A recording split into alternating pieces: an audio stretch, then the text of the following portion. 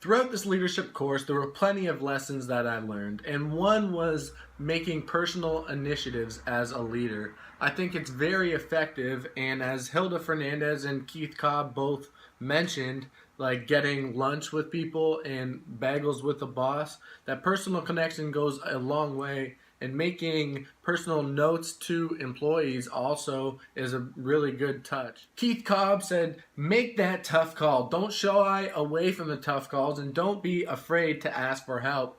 And according to Forbes, 50% of CEOs make at least one major career blow up, and about 80% of them still win top jobs, even with that on the resume. So don't be afraid to make a final decision if you feel confident in it. And that leads to self-confidence. And as a lot of the leaders have spoke about, self-confidence is very essential. And Mr. Cobb said, if it's to be, it's because of me. And that speaks to self-confidence. And I think one other area of leadership is to avoid blame. Don't embarrass anyone, make them feel bad. As leaders are generally people who are calm and don't have emotional outbursts, and sometimes you got to realize that other people are more knowledgeable than you at times, and a good leader is actually a good follower that listens to the people that they're working with.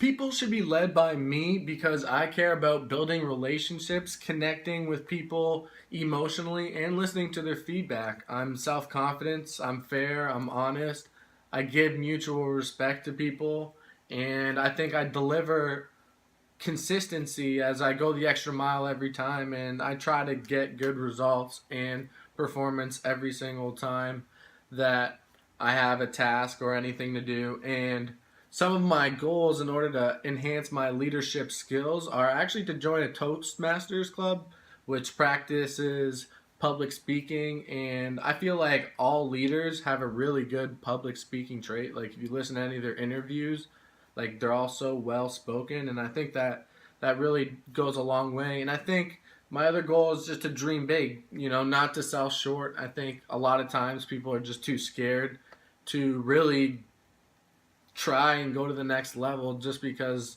they're uncomfortable or they're scared, and you got to get away from that fear and just don't sell yourself and your abilities short. I feel like our group experience was positive. Although it was less combined work than the organizational behavior class, I thought that we were engaged with each other, and I thought that through WhatsApp and our text that if anybody had an issue or needed help, even if it was unrelated to the class, that they could ask questions and we would be there for a response.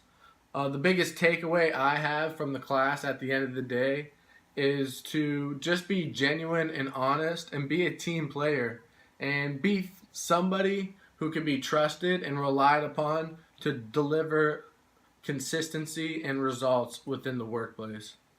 And that wraps up our presentation. Thank you guys for watching.